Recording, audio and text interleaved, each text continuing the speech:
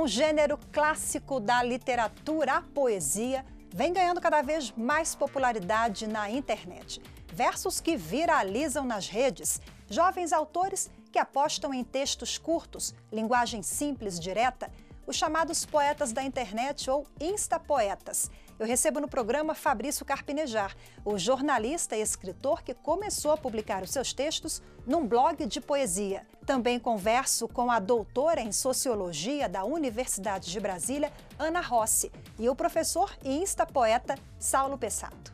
A primeira entrevista do programa é com o jornalista e escritor Fabrício Carpinejar. Eu conversei com ele recentemente na última edição da Feira do Livro de Brasília e nós falamos sobre relacionamentos, carreira e literatura da web. Confira.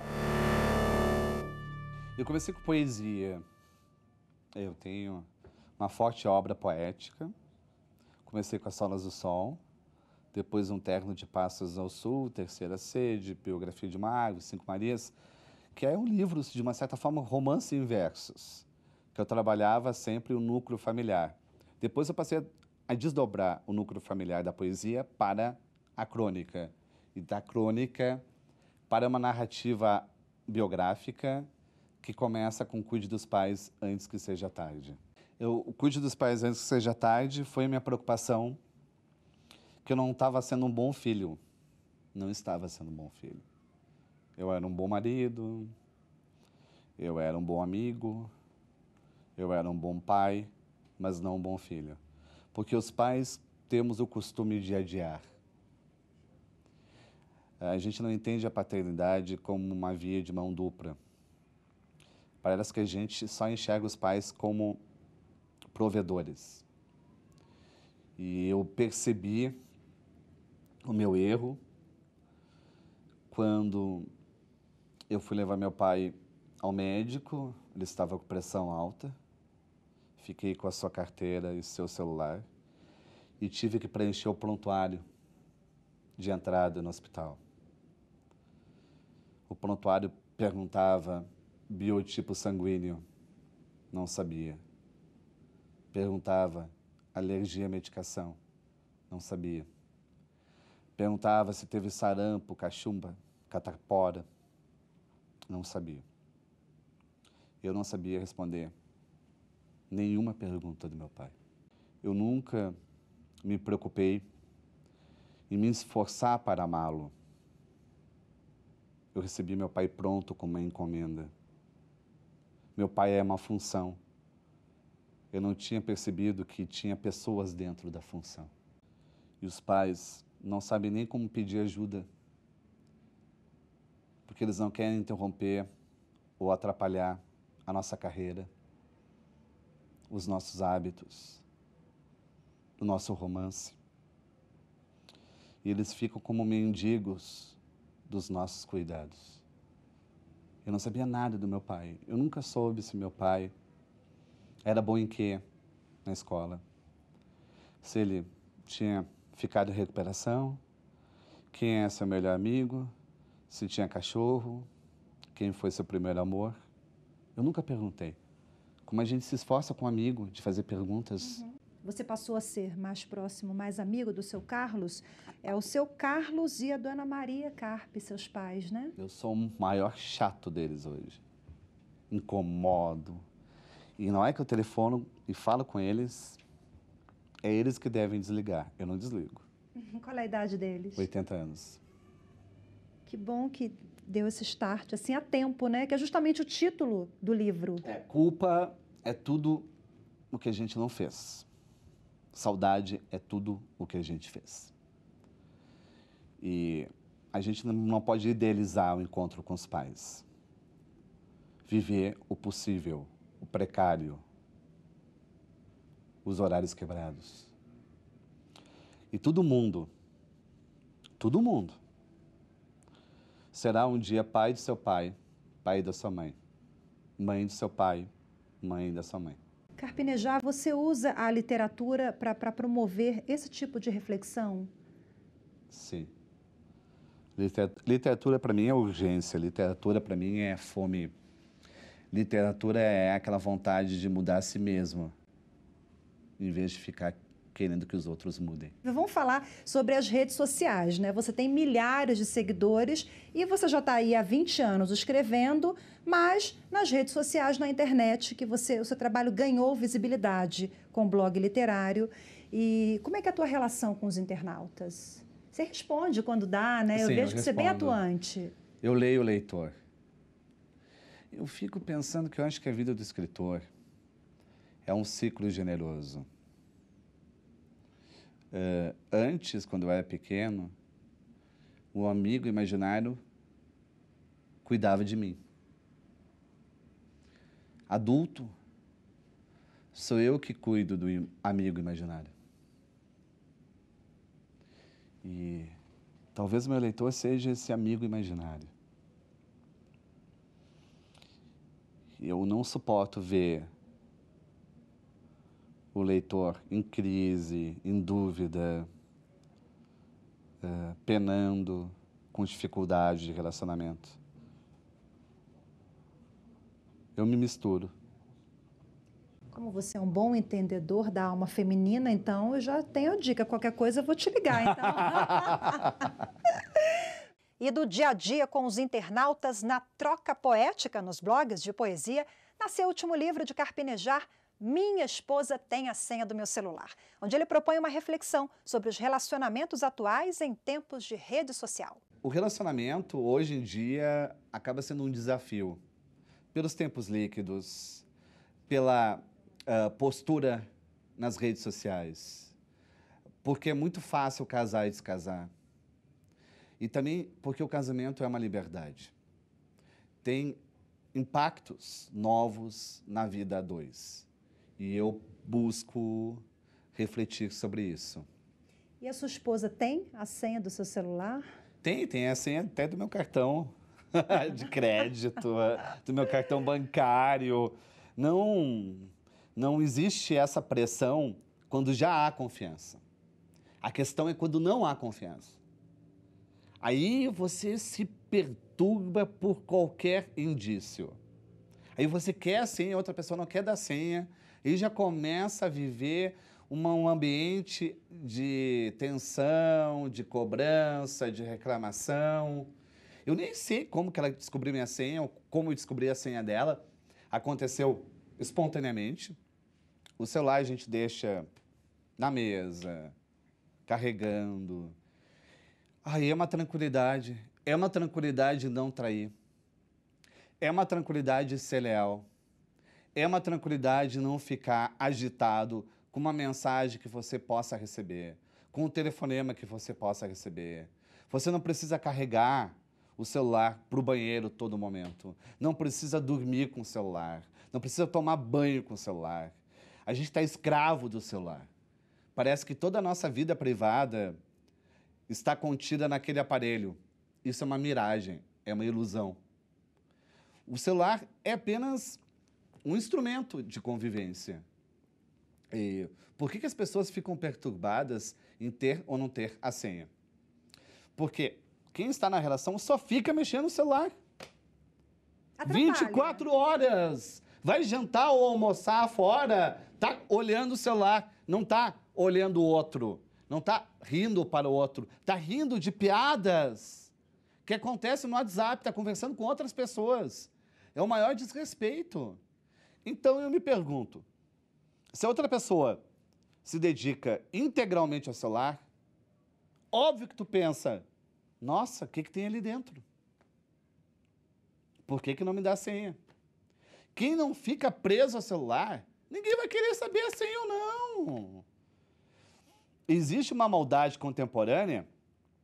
Existe. Safadeza contemporânea? Existe. Não vem dizer que não. Se você não quer dar a senha, é que você está louco de medo porque está fazendo alguma coisa errada. Está conversando com alguém, passou dos limites, cantou, seduziu. Se não é isso, é que está falando mal do seu parceiro ou da sua parceira. Como é que fica a privacidade do parceiro? A privacidade, que privacidade? Que privacidade que existe hoje? É um capricho. Tudo está nas redes sociais. Onde tem privacidade no mundo? Se eu encontro alguém com privacidade, meu Deus, guarda isso. Não existe mais privacidade.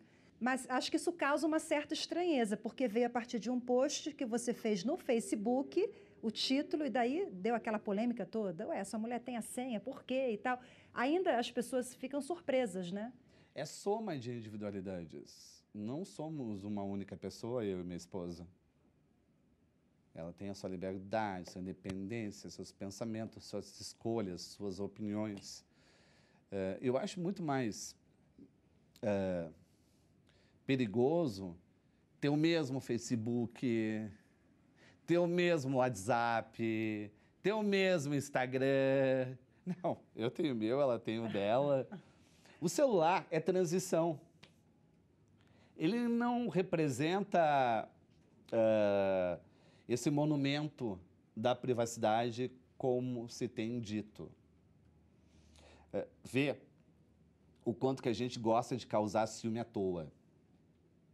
A gente não está errando, não está devendo nada. Para cuidar da relação, não tem isso? Não, mas é um ciúme. Todo mundo que está numa relação pensa que vai despertar importância criando ciúme à toa. Ou seja, fazendo com que todas as pessoas estejam interessadas em você. Aquela expressão, a fila anda, é uma expressão ciumenta. Você está numa relação e quer que a outra pessoa pense que tem interessados, uma fila de interessados. A gente cria uma paranoia desnecessária. Chega uma mensagem de qualquer pessoa, a gente sabe quem é. A esposa pergunta, de quem é? Ninguém. Você poderia dizer, mas você não diz. Que é para causar aquele mistério, aquela apimentar a relação, nada disso, não apimenta, né? Destrói o relacionamento, desconfiança destrói o relacionamento. Não vai trazer ânimo, enfraquece a esperança. E no próximo bloco, a internet como instrumento para democratizar a poesia. Daqui a pouco eu recebo Ana Rossi e Saulo Pessato.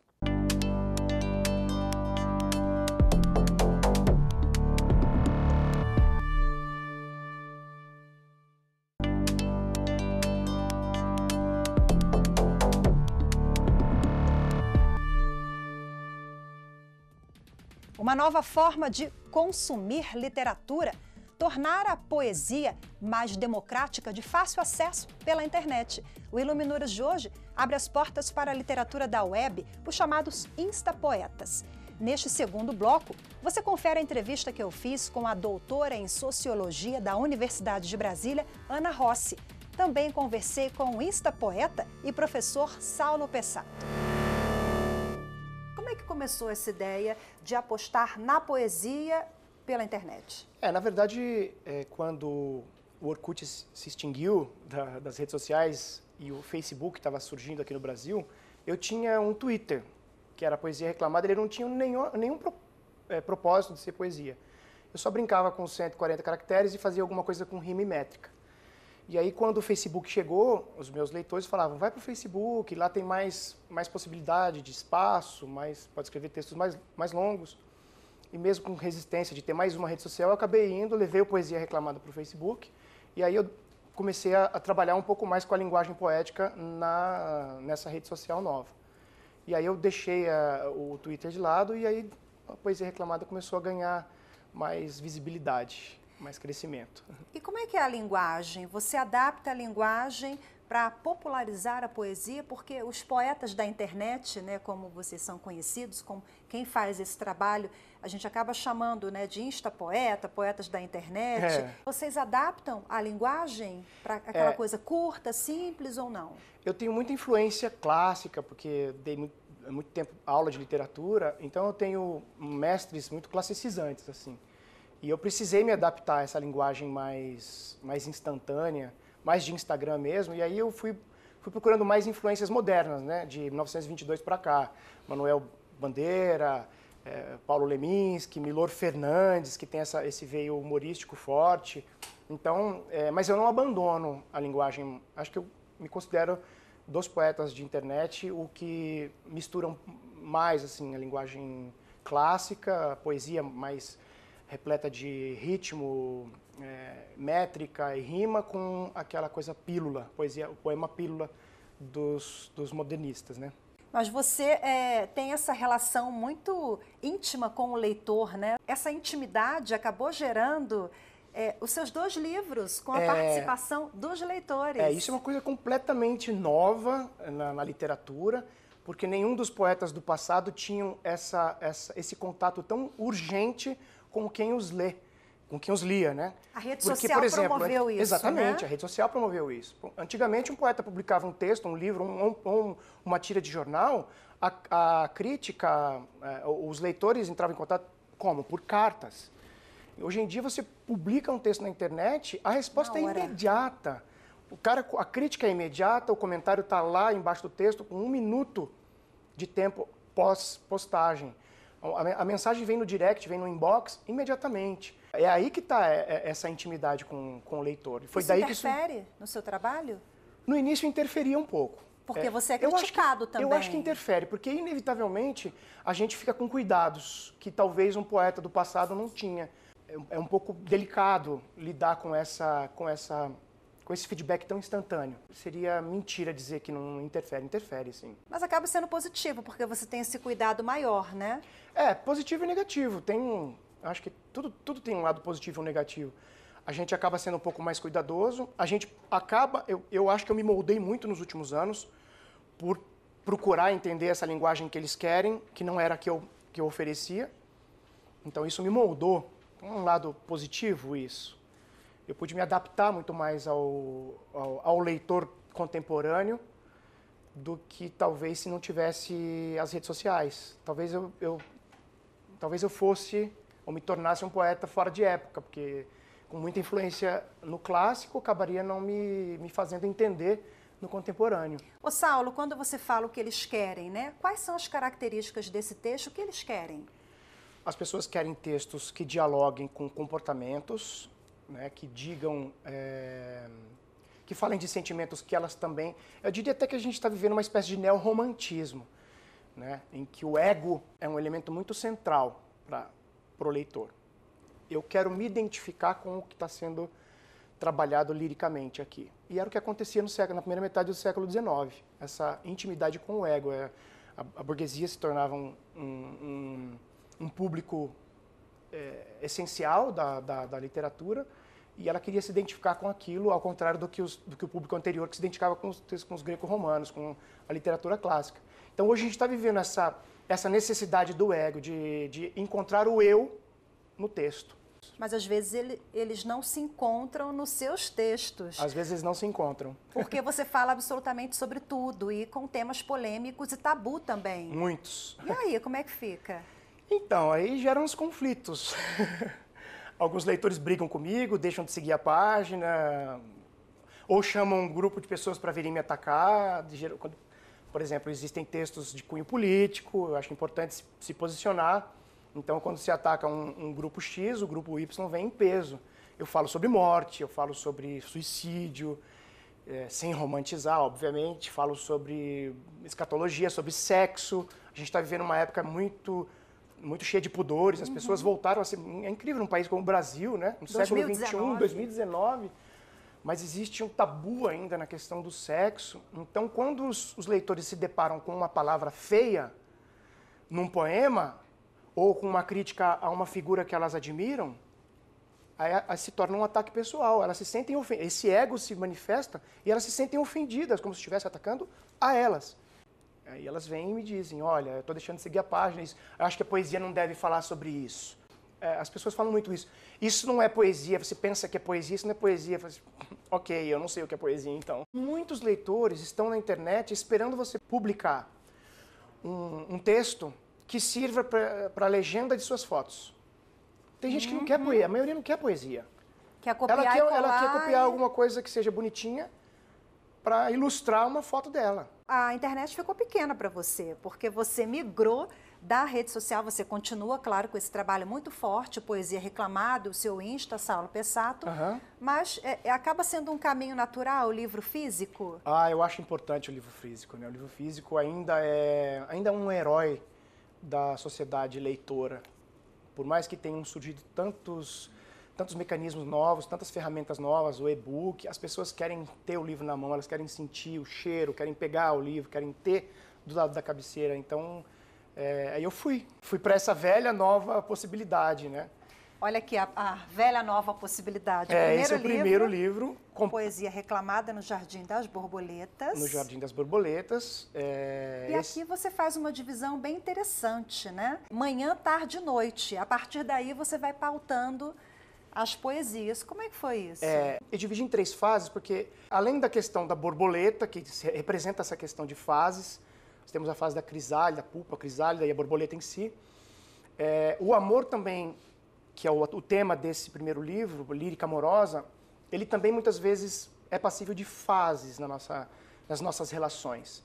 Então, primeiro tem aquele amor platônico, amor intenso, pueril, adolescente, que coloca o outro em primeiro lugar e coloca a própria relação amorosa em primeiro plano. Essa é a primeira fase, a fase da manhã.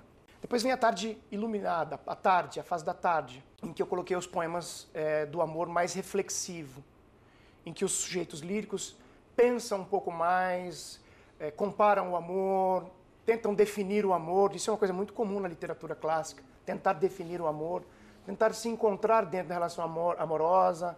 E aí abre o caminho para a terceira fase, que é a decepção amorosa, o sofrimento amoroso, o amor usado como arma, a saudade e o desamor, que é a fase da noite. Aí entram os poemas de sofrimento amoroso, tem uma lírica mais século XIX, mais romântica, no sentido da era romântica mesmo. Isso aqui foi colaborativo quase, esse né? livro foi completamente construído com os meus leitores. Esse livro foi escolhido pelos leitores, foi financiado pelos leitores, eu fiz um crowdfunding, é uma vaquinha coletiva, né?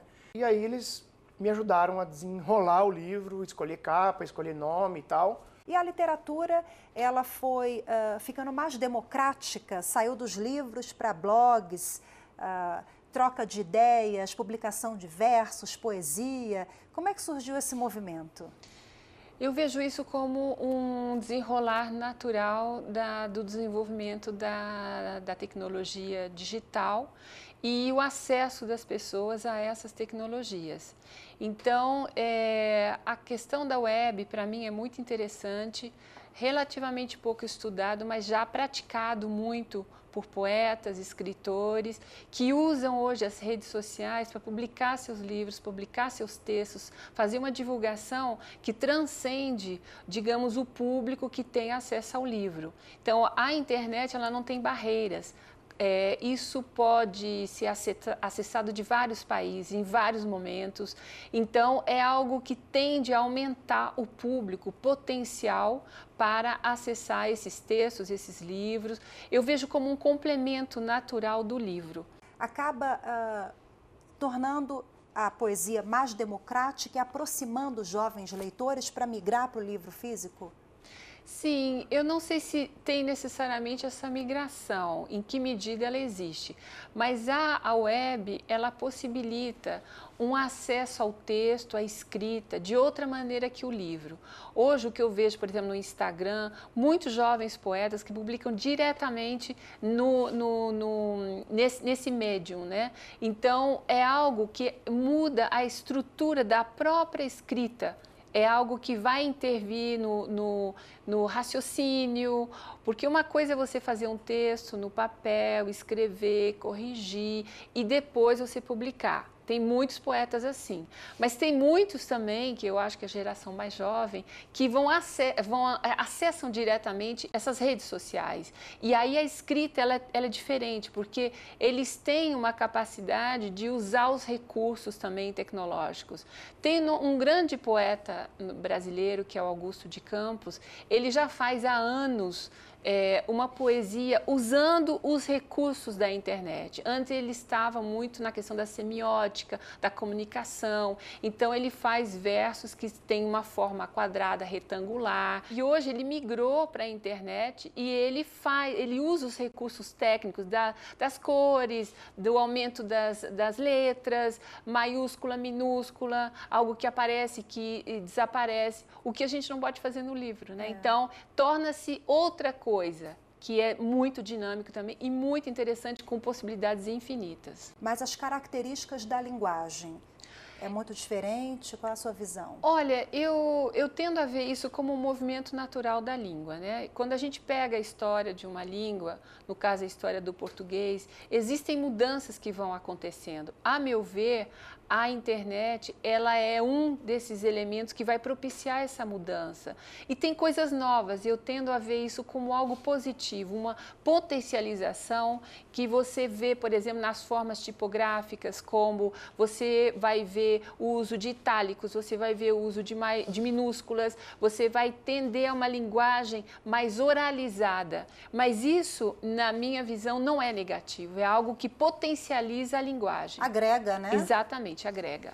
E o programa de hoje fica por aqui. Eu agradeço a sua companhia e faço um convite para a próxima semana. O tema é literatura de autoajuda e eu converso com um dos maiores vendedores de livros do país, o médico psiquiatra e escritor Augusto Cury. Até lá!